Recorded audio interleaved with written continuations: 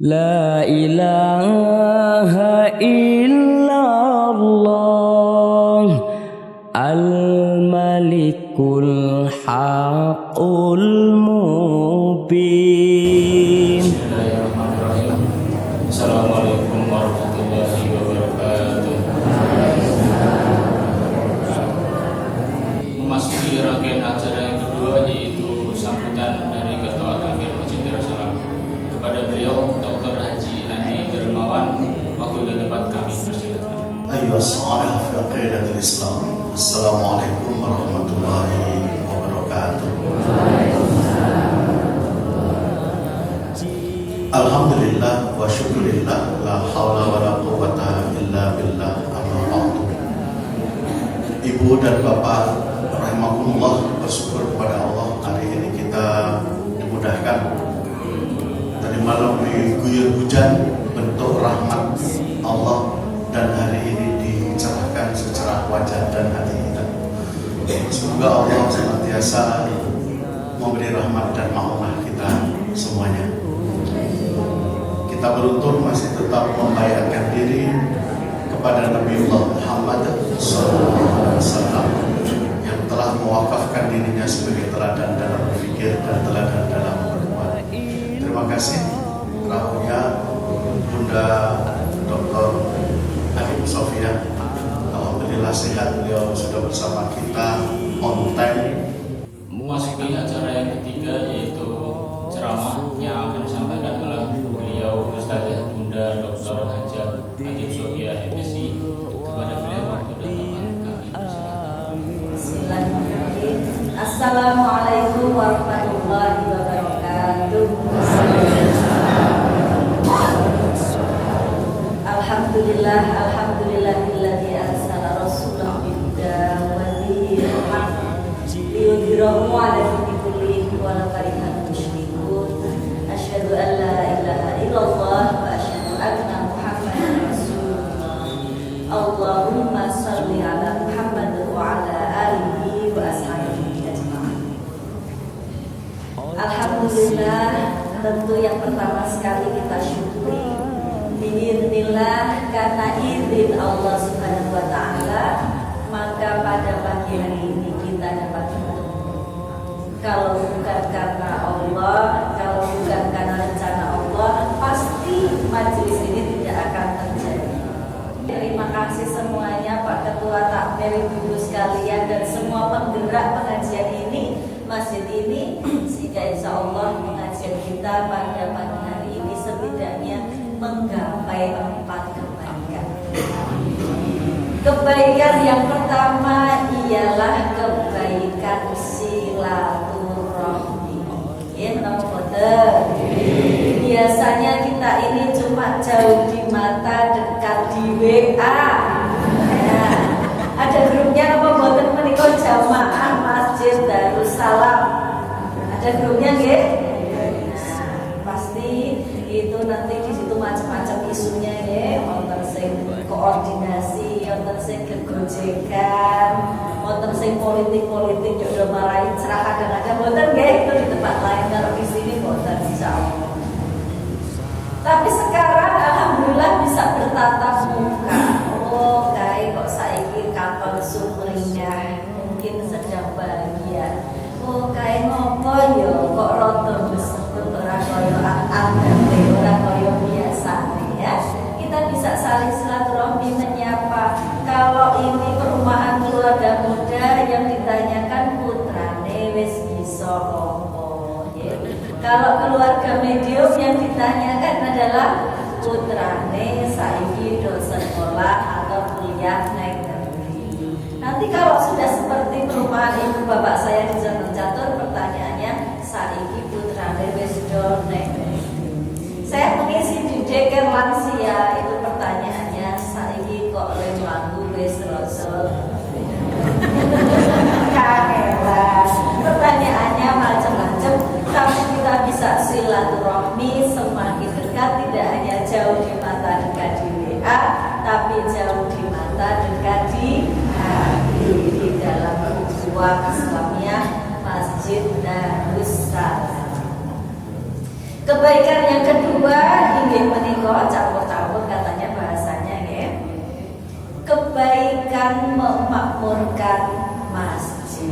Masjid ini tentu tidak dibangun dengan simsalabim, tapi dari cucuran keringat, kerja keras, malu yang hebat ketika menghimpun dana ya. Kemudian usaha dari berbagai macam masyarakat. Semuanya ini adalah dalam rangka membuat sebuah masjid agung yang membuat kita selalu berkumpul dan beribadah bersama. Coba toh kalau pagi ini tidak ada pengajian, masjidnya ini isinya apa? Kosong. Oh, kadang ada, kadang tidak. Alhamdulillah hari ini kita ada, jadi kita ada kebaikan atau pahala memakmurkan masjid. Ya, insya Allah ini nanti kembalinya kepada kita, kembalinya kepada para perintis, para pembuat dan para pemakmur masjid ini. Kebaikan yang ketiga insya Allah adalah kebaikan tolabul ilmi. Insya Allah dengan kita berkumpul ini saya akan memberikan sesuatu, berbagi bersama Bapak Ibu, nanti sharing bersama. Kalau ada yang juga silakan gitu. Nanti kita akan mendapatkan ilmu yang mudah-mudahan bisa kita amalkan. Tolabul ilmi itu dalilnya banyak sekali, minal mahdi ilal lahdi walau bisin ya, sampai kemudian kita seolah-olah wajib bahwa di dalam kehidupan kita itu mau tidak mau, suka atau tidak suka, yang namanya belajar itu suatu keharusan. Karena dunia ini terus berubah. Kalau kita tidak belajar, hanya mandek disebut sejarah, maka kita akan tergilas di dalam perubahan zaman. Yang keempat, insya Allah kebaikan kita adalah kebaikan memuliakan tamu. Ya, yang hadir ke sini ini adalah tamu-tamu Allah, hadir lenggah duduk di rumah Allah.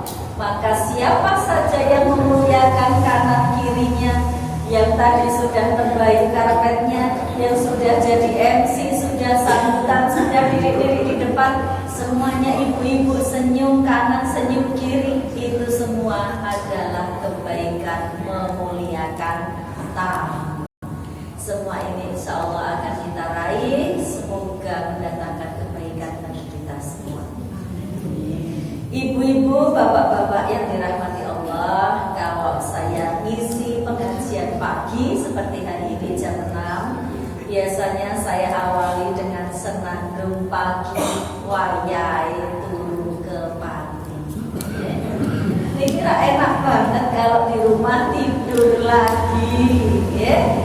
Ya lebih enak itu kalau pagi memang di rumah bisa nyiram-nyirami tanduran, ya, bisa ngisi kendaraan, ya. Putrane di jak masak-masak dan sebagainya. Lebih enak di rumah memang. Tapi Bapak Ibu dengan semangat tinggi pada pagi hari ini bisa berkumpul di sini. Tapi kalau suara saya beda dengan di YouTube, saya minta maaf ya, soalnya saya Kamis sore kemarin baru tiba dari umroh, suaranya agak terganggu. Mudah-mudahan ini nanti bisa berlangsung dengan lancar. Yang sakit bisa sambil reneng-reneng ya. Wayai turu ke pati, manu wis padha tangi, rame kapiyarsih ngagungke asmane Gusti.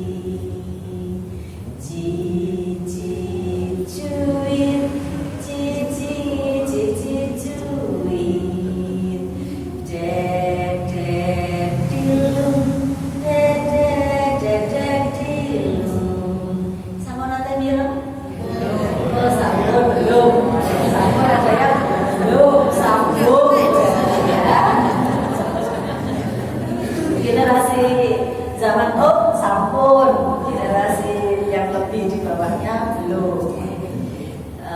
Ini kalau burung-burung bertakbir cici-cubit, ya. Bisa lanjutkan. Kalau yang tadi ini, yang kedua yang ketiga ini sastra, ya. Sastra zaman dulu.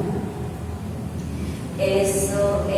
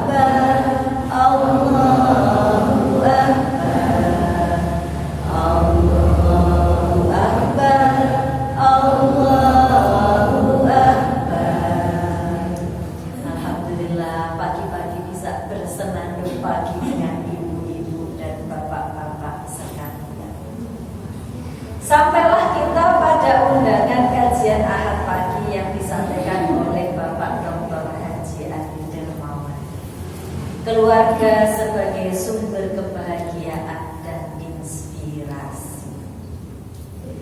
Kita akan menuju ke sana, tapi sebelumnya saya ingatkan dulu, apakah ibu-ibu dan bapak-bapak ini juga mendoakan putra-putrinya setiap hari? Ya. Apakah putra-putrinya tahu bahwa ibu bapak mendoakan anak-anaknya setiap hari? Harus diberitahu. Ya. Kadang-kadang ada orang tua yang saking ikhlasnya tidak menceritakan kepada anaknya bahwa setiap malam dia tahajud mendoakan anaknya. Setiap habis sholat dia berusaha untuk dekat kepada Allah sehingga Allah mengabulkan doa-doanya. Anak itu tidak diceritain effort atau kerja keras orang tuanya sehingga dia berhasil. Akhirnya karena orang tuanya tidak pernah cerita, ketika dia sukses dia merasa kesuksesan itu hanya diperoleh karena usaha dan doanya sendiri. Maka ibu bapak sekalian, jangan takut disebut riya, karena menceritakan bahwa setiap saat kita mendoakan anak-anak kita. Anak-anak kita itu didunungke, ya. Kalau putra-putranya sudah besar, cucu-cucunya didunungke. Didunungke itu bahasa Indonesianya apa ya? Digenake, itu bahasa Jawa loh ya. Saya ikut ibu-ibu malah ketemu bahasa Jawa ini. Diberitahu dengan baik bahwa kesuksesan mereka itu juga karena bapak ibu bangun sholat tahajud setiap habis sholat, berdoa setiap waktu dan tempat yang mustajab kita selalu berdoa, sehingga mereka juga kelak mendoakan kita setiap saat, setiap hari mereka juga mendoakan kita. Mari kita bersama-sama menyenandungkan doa untuk orang tua terlebih dahulu, ya. Allahumma ighfirli wali walidayya warhamhuma rabbayani shaghira. Kalau orang tidak tahu terjemahannya, diterjemahkan sama ulama-ulama kita. Doa Allah kan mulia, mungkinnya punena, beri bulan Ramadan, sedaya dosa sambian. Doa Allah kan kuasa, mungkin resnana, beri bulan Ramadan, kan gula wentah kaula. Anak sekarang ditanya gula wentah tidak tahu, artinya gula wentah. Gula wentah itu Pak Andi merawat dengan baik, ya. Maka kita doakan semoga orang tua kita juga dirawat oleh Allah sebagaimana ketika mereka merawat kita ketika kecil. Doa kita untuk anak-anak jangan sampai lupa. Rabbana atina fid dunya hasanah wa fil akhirati hasanah wa qina adzabannar. Sakit guys semuanya? Nah, baik.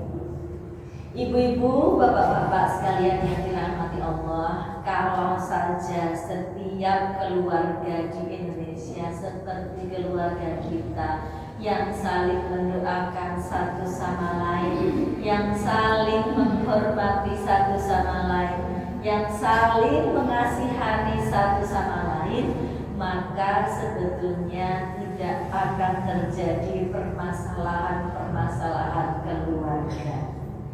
Namun kalau Bapak Ibu yang di lembaga pendidikan tinggi sudah terbiasa, kalau ada masalah itu berarti ada ketidaksesuaian antara dasolen dengan dasin, antara apa yang seharusnya terjadi dan apa yang ternyata terjadi, antara harapan dengan kenyataan. Umat Islam di Indonesia 95%. Harusnya kalau mengikut pada aturan keluarga sakinah dalam Al-Quran, semuanya tidak akan terjadi. Namun ternyata angka perceraian Indonesia tertinggi di Asia Afrika. Perceraian di Indonesia jumlahnya berapa? Bisa dicek di sini. Ini gimana kalau? Oh salah ya. Ini kalau ininya gimana Pak? Apa merah-merahnya? Karena bukan punya saya sendiri, jadi lunak-lunuk ya agak beda. Merah-merahnya yang mana? Oh yang bawah. Oh ya, ya. Ini oh ya kalau di sini 5 faktor tertinggi penyebab perceraian di Indonesia. Paling besarnya adalah perselisihan dan pertengkaran. Berarti ini adalah masalah komunikasi. Indonesia darurat perceraian. Ini saya ambil di akhir tahun 2023 guys, semuanya ini. Nah, setiap ada materi baru saya taruh. Jumlah kasus perceraian ini udah di atas 500.000. Ya. Jadi gede sekali. Kalau yang bekerja di Kementerian Agama atau di pengadilan agama atau yang lainnya, data ini bisa direvisi, bisa dikoreksi ya. Apa yang menyebabkan terjadinya perceraian? Berbagai media juga sudah meliput. Kita akan lihat salah satu saja. Yang pertama ini adalah masalah ekonomi ya. Kadang-kadang ekonomi itu dipandang bukan sebagai hal yang utama, tapi kadang-kadang di dalam berkeluarga ada proses yang tidak bisa ditawar. Kenapa? Karena semuanya ini butuh yang namanya kemandirian ekonomi ya, kelangsungan ekonomi. Anak sekolah walaupun sekolahnya di negeri tentu transportasinya butuh ekonomi. Mereka juga butuh makan, butuh buku, butuh segala sesuatu yang terkait dengan sekolah. Tidak sekedar SPP, kalau di perkuliahan tidak sekedar UKT, kan begitu. Makan itu butuh uang, sandang butuh uang, papan butuh uang. Sehingga seringkali kalau masalah ekonomi ini sedang memburuk, maka persoalan di dalam keluarga juga timbul. Ada yang sabar, nggak apa-apa, mari kita cari solusi bersama. Ada yang piye to mungkin kok ora iso golek gawe meneh ya. Piye to mungkin kok ora kreatif ya. Kemudian timbul percekcokan, selesai saja rumah tangga kita, alung golek liyane ya. Oke. Yang kedua adalah kurangnya komunikasi. Yang namanya pasangan kita, ibu-ibu dan bapak-bapak sekalian dan juga mbak-mbak mas-mas, itu setiap hari berubah. Mungkin saja pada saat bersama-sama dengan kita, beliau-beliau ini orangnya bisa kita baca ABC. Tapi seiring dengan perkembangan waktu, bacaannya beda, tontonannya beda, tontonan YouTube-nya beda, pergaulannya berbeda. Maka bisa saja pasangan-pasangan kita ini berubah. Kadang-kadang kita mengatakan, aku sedang lelah, itu ditafsirkan dengan segala sesuatu yang berbeda. Maka oleh karena itu, kalau tidak saling belajar antara satu sama lain, tidak saling memahami antara satu sama lain, yang namanya kurang komunikasi ini bisa jadi bumerang. Nanti akan saya sampaikan prinsip-prinsipnya. Yang ketiga adalah perselingkuhan. Nah, karena adanya HP ini, maka banyak terjadi kasus-kasus DLBK, cinta lama bersemi kembali. Nah, banyak sekali kasus-kasus, selebritis juga banyak, tapi saya tidak usah menyebut selebritis yang mana. Nanti saya tidak berbeda sama acara silet. Oke. Yang berikutnya adalah masalah kecanduan.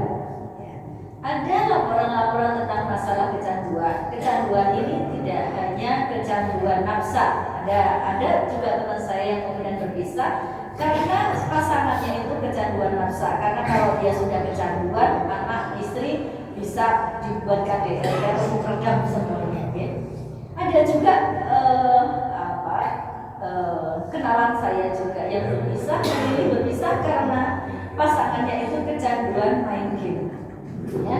Jadi setiap saat di depan komputer, karena yang namanya game itu kan tercipta satu stage demi satu stage terus, sehingga dia terus-menerus terjebak di dalam game itu.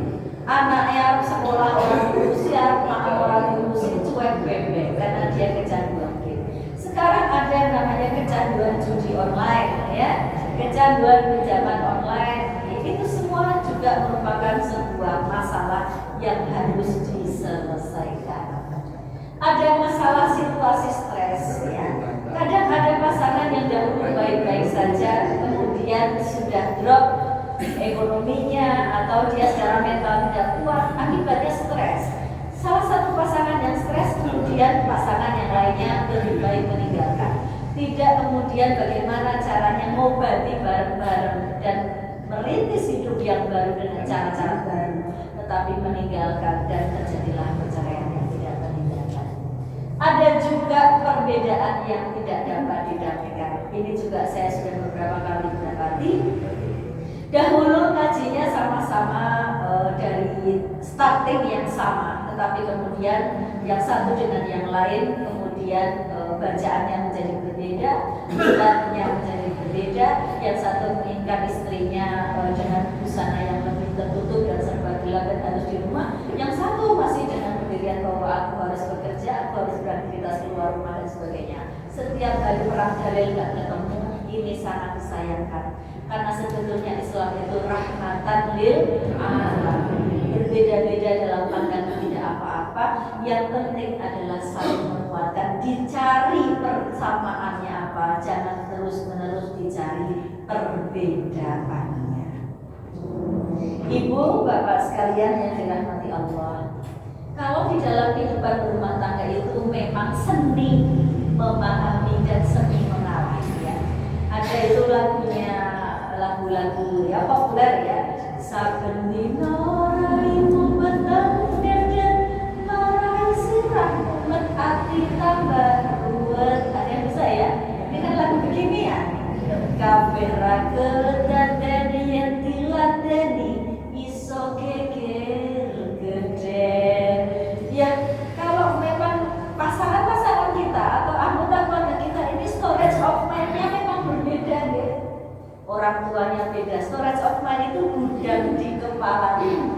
Orang tuanya beda, kulturnya beda, tradisinya beda, background keilmuannya beda, kecenderungannya atau kebahagiaannya terhadap sesuatu itu berbeda. Kalau saja kita tidak saling memahami yang ada itu memang cerah terus. Maka di dalam kehidupan pernikahan itu, walaupun orang tua saya sudah 53 tahun menikah, juga saya lihat kadang-kadang yosok harus bersih tegang juga. Oh, masih juga mereka. Apalagi usia pernikahan seperti kita yang baru 20, 15, 10, masih jauh. Jadi tidak ada kadang-kadang resepnya nanti kalau sudah 5 tahun semuanya lancar, tidak ada masalah lagi. Juga tidak. Kenapa? Karena pasangan-pasangan kita itu berubah. Storage of mind-nya juga terus-menerus terisi, yang belum tentu sama dengan storage of mind isi kepala pasangan. Maka mau tidak mau seni mengalah, seni memahami itu harus.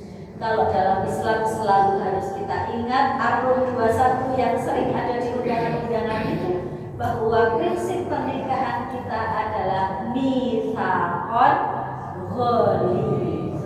Menapa menikah? Sehingga keluarga menjadi sumber inspirasi itu kalau ada mitsaqon ghalidz.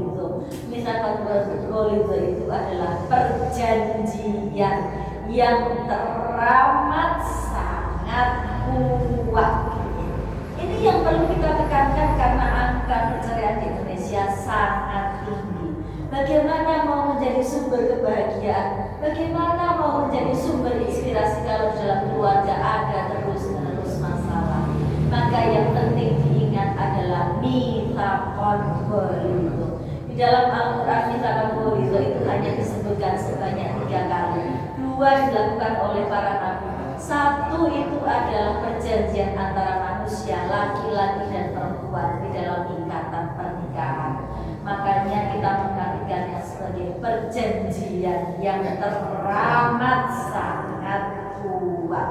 Boten sidik-sidik ngomong ke pisah, boten sidik-sidik ngomong ke jelek, boten sidik-sidik ngomong ke wis tekan senene wae. Karena sebetulnya apa yang telah kita persaksikan di hadapan banyak orang dan di hadapan Allah itu adalah perjanjian yang sangat kuat. Kalau kita di dalam percakapan sehari-hari kok berbeda dengan pasangan kita, bagaimana caranya supaya kita saling bahagia? Ada prinsipnya. La khaufun alaihim. Kita tidak boleh membuat pernyataan-pernyataan yang menakutkan atau yang membuat pihak lain merasa tidak enak. Kadang-kadang saya punya rumusnya juga dalam Al-Quran itu ada qaulan bersama malaka, qaulan balighun. Perkataan kita harus tertata bagaimana caranya menyentuh jiwa. Qaulan sadidan, bagaimana perkataan kita hanya melakukan perkataan-perkataan yang benar-benar saja. Qaulan ma'rufan, ngomong yang baik-baik saja. Malaka qaulan maisuron, ngomong yang lembut-lembut saja. Gak usah teriak-teriak kalau di dalam rumah. Mane, gini tuh mane. Mesti dia mau main pinggir ringo kayak ya. Boten usah teriak-teriak. Qaulan layyinan, tadi sudah ya. Dan yang terakhir qaulan karimah, berkata-katalah yang menunjukkan derajat kita sebagai orang yang berderajat mulia. Karena sebetulnya ajine diri jalaran saka ati.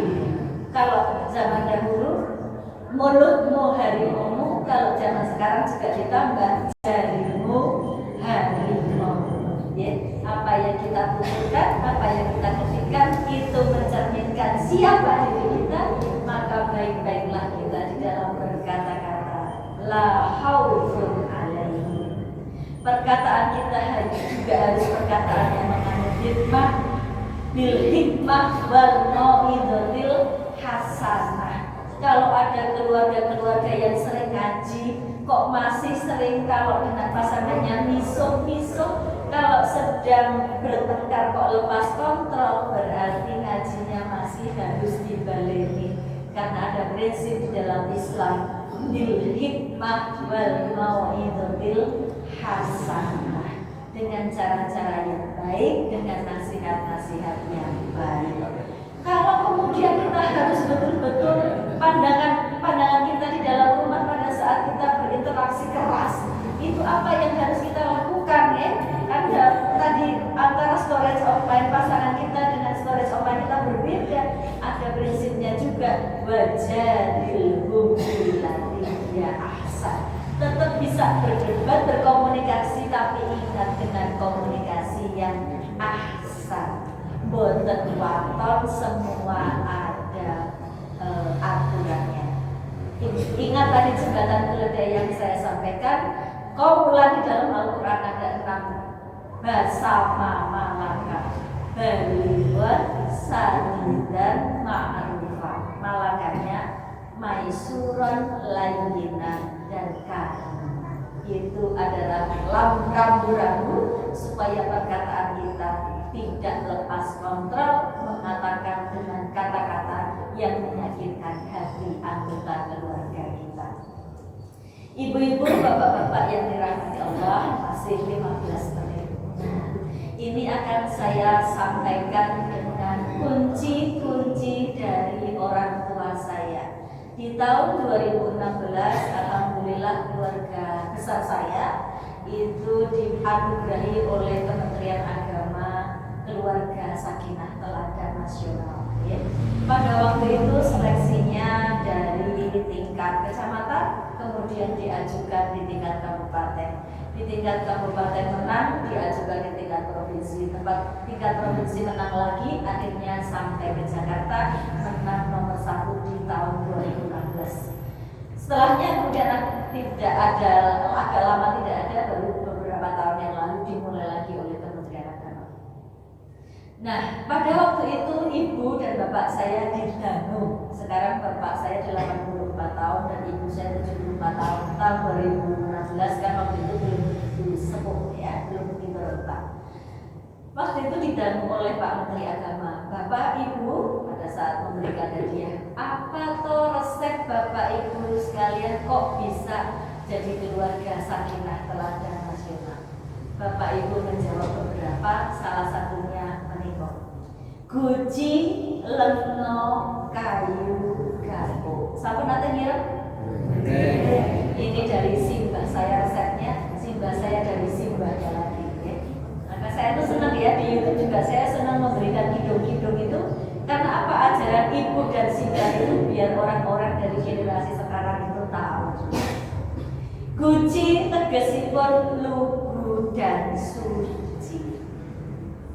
Kalau keluarga memang ingin menjadi sumber kebahagiaan dan inspirasi ketika kita keluar rumah, inspirasi ketika kita melakukan aktivitas dalam banyak hal kepada masyarakat, maka keluarganya harus dibuatin dulu satu dengan yang lainnya, harus guci. Guci menika lugu dan suci. Lugu tidak seperti anak zaman now, lugu artinya culun ya, boten. Lugu artinya bodoh, boten. Lugu itu artinya ngomong apa adanya. Bapak sama ibu, ibu sama bapak, kita sama anak-anak ngomong apa anane ora ono sing ditutupi. Ini masalah trust, masalah saling percaya. Misalnya nggih, bapak-bapak membantu saudaranya yang dari jauh, misalnya yang sedang kesusahan karena dia membutuhkan tambahan nafkah untuk sekolah anaknya, saudaranya ditransfer 1 juta. Ketika ditanya oleh ibu, Pak, transfer piro kayak karo saudaramu yang jauh itu, didiskon 500.000 kok Bu. Padahal transfernya 1 juta.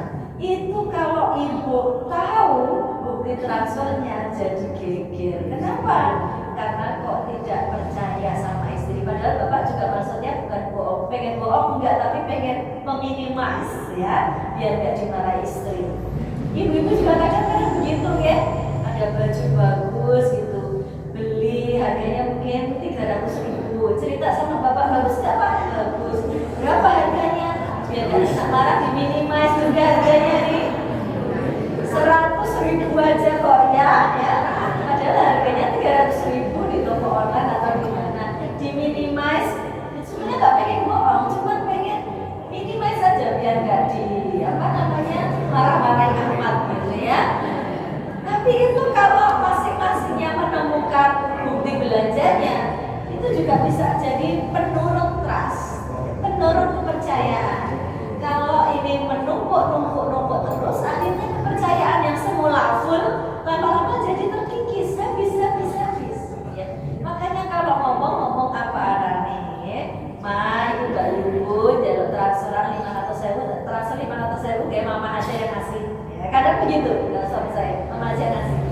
Biar apa, saling percaya gitu ya. Atau misalnya Pak belajar ini papa aja check out, saya kan enak ya Bu kalau papa aja check out ya. Jadi selalu kita nggak berkurang gitu kan. Tapi ya jangan yang mahal-mahal kayak gitu. Yang penting adalah trust, ngomong apa anane supaya saling percaya. C-nya adalah suci. Suci ini artinya di dalam hati tidak saling suudzon. Adanya adalah husnuzon. Kadang-kadang apa, kita dengan masalah kita ini ada curigationnya kadang-kadang.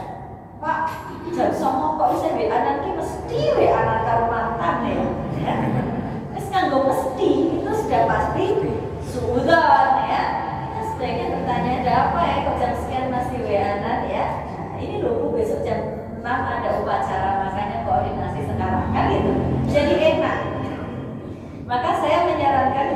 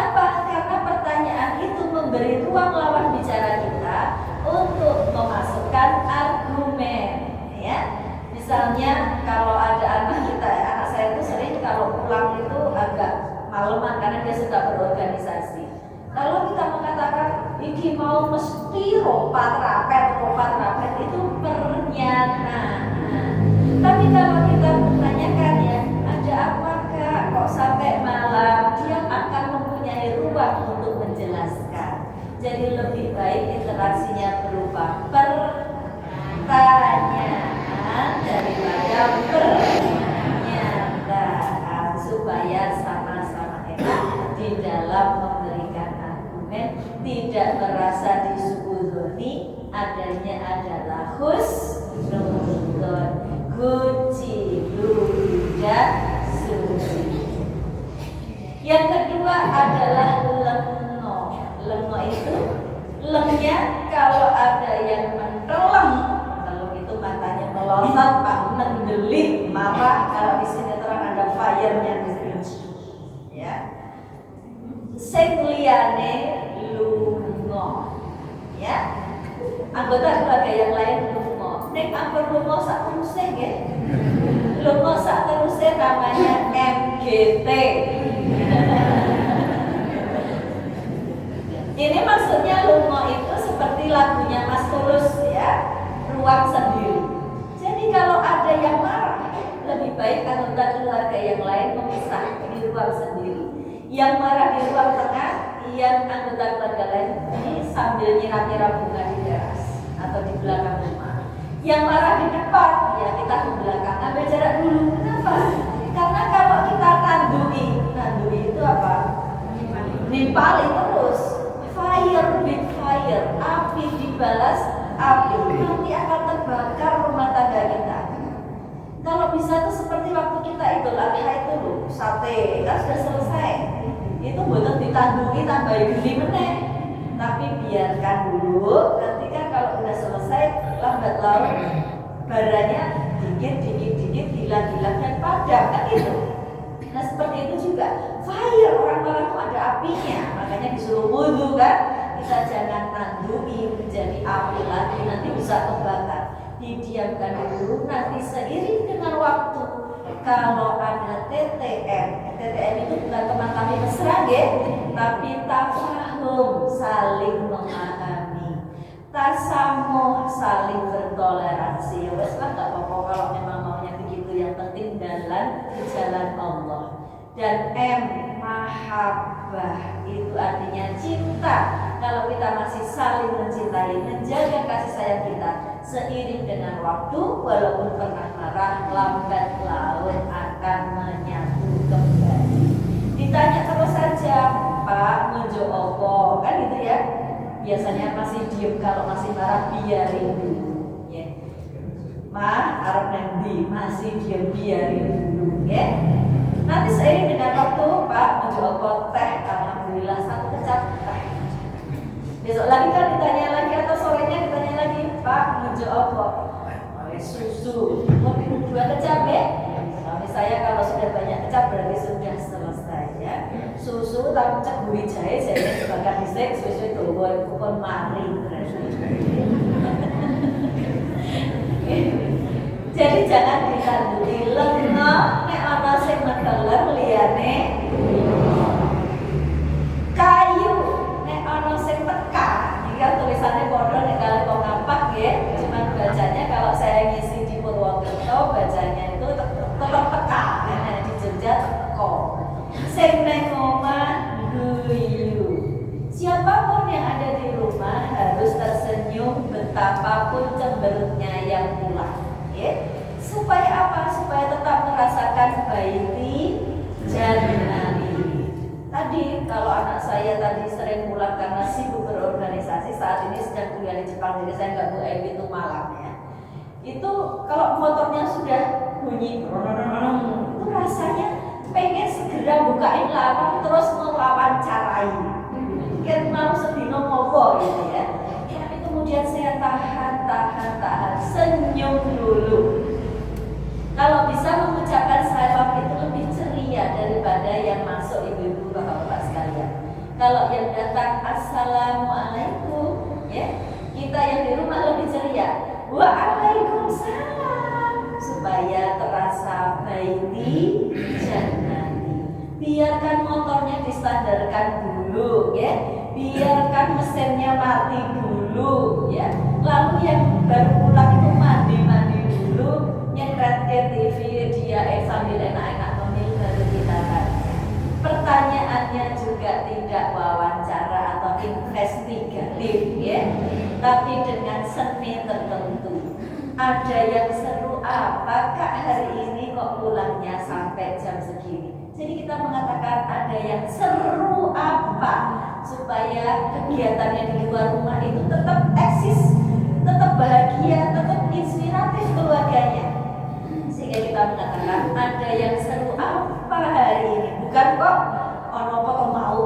bola-bali ngetelak wae teko. Itu namanya pernyataan, bukan pertanyaan. Kayu nek ana sing teko, sing nang omah. Terakhir udah jam 7 kurang sedikit. Dirampungke iki deh, kabeh ya. Yen ana sing lega, anggota keluarga itu lega artinya mendapatkan kebahagiaan. Anggota keluarga yang lain ngepok memberi apresiasi. Contoh, kadang-kadang kan di dalam keluarga itu pengen cerita keluarga sebagai tempat kebahagiaan dan inspirasi. Apa-apa pengen diceritain sama keluarga, tapi malah kadang-kadang jawabannya itu membuat down sing cerita, ya. Ayah, ini ibu sudah belajar resep nasi goreng Thailand, ya. Wah, bu, pengen wis kasinan kok saiki nyoba meneh bolak-balik kasinan bae anggaran, ya. Malah rasito praktek sesuk wis mengkeret ora praktek. Bapak juga gitu, kalau cerita dari kantor dapat apresiasi, mama gitu ya. Alhamdulillah ini bulan ini gajiku naik. Kalau PNS kayak kita Pak Andi naik kan 100.000, 200.000 gitu ya, tergantung golongannya. Naiknya tapi dikit-dikit kalau PNS atau ASN itu ya. Mundak piro Pak? Mundak 200.000. Alah, mundak kok 200.000 kan apa bayar mundak kok wis rasa cerita nang mundak 200.000 ini ngomong ya. Besok lagi bener-bener gak mau cerita. Kenapa? Karena cerita dia bahagia sama pasangannya tidak diapresiasi dengan baik. Sok meneh rasa cerita nek gajine mundak beneran. Sok meneh ono apa-apa ora tau cerita, komunikasi tidak pernah terjadi. Putrane nggih ngoten. Papa, mama, ayah, ibu, umi, abi, saat ini apa toh? Panggilannya bapak ibu lagi ya katanya ya. Sekarang anak milenial kalau berkeluarga panggilannya bapak ibu lagi katanya ya. Mama papa udah lewat. Bapak ibu lagi mereka sekarang. Katanya ya, kan pernah apa trennya ayah bunda atau apa. Sekarang trennya bapak ibu lagi.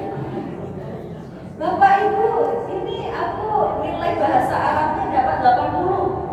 Dari sekolah udah pengen banget cerita karena temennya 60 semua ya. Sampai rumah malah diseneni. Iya dong bapak ibu wes ngerti wes sabendino wes teragati wes ini. Bisa 80 ibu putrane diseneni tambah mengeret down. Nah ini keluarga yang tidak membahagiakan dan tidak memberi apresiasi. Yang benar itu gabuk seperti apapun ceritanya diapresiasi. Mundak 200, mundak 100 rapopo Pak, insya Allah berkah. Atau lebih bagus nggak pakai rapopo Pak? Alhamdulillah Pak berkah. Ya, betul nggak gemeng ya? Rapopo Pak, meng 1.000 insya Allah berkah. Itu tetap ada silet. Bapak ngoten, walaupun kasinan Nabi Muhammad SAW tidak pernah mencela masakan istrinya ya. Bahkan Nabi itu juga dondomi sendiri pakaiannya, membetulkan sepatu sendiri. Jadi tidak pernah yang namanya membuat down pasangannya ya. Anak-anak juga begitu, mereka akan tumbuh dengan baik jika kita bongbong terus. Mereka akan tumbuh rasa percaya dirinya jika orang tua terus-menerus mengapresiasi usaha mereka. Jadikan keluarga kita itu mempunyai fungsi-fungsi yang baik, terutama sekali yang jarang dibahas di kajian-kajian itu adalah fungsi rekreatif. Fungsi rekreatif itu kalau orang masuk keluarga akan selalu merasa bahagia. Tanda-tandanya jika keluarga itu fungsi rekreatifnya sudah baik adalah anggota keluarganya ingin selalu pulang. Misalnya DL-nya 3 hari, tidak pengen extend, ditambah Ramadhan Kasih jalan-jalan, tidak seperti itu. Tapi segera ingin kembali, bagaimana caranya supaya cepat-cepat sampai di rumah. Kalau sedang di kendaraan tidak berdoa semoga banyak lampu merah, ben ora ketemu karo sing lagi jegadul nang omah ya. Tapi kita selalu merasa ingin cepat-cepat lampu hijau terus biar segera sampai di rumah. Keluarga adalah sumber inspirasi bagi anggotanya. Mungkin itu sedikit ya, ini saya planning 1 jam, tapi karena tadi kita mulai dari 6.15 sehingga waktunya 45 menit, ada slide-slide tertentu yang tidak saya sampaikan, tapi bisa Ibu Bapak baca supaya nanti bisa disampaikan oleh Pak Mir ya pada Ibu Bapak sekalian, atau bisa disambung lagi insya Allah pada kesempatan yang lain.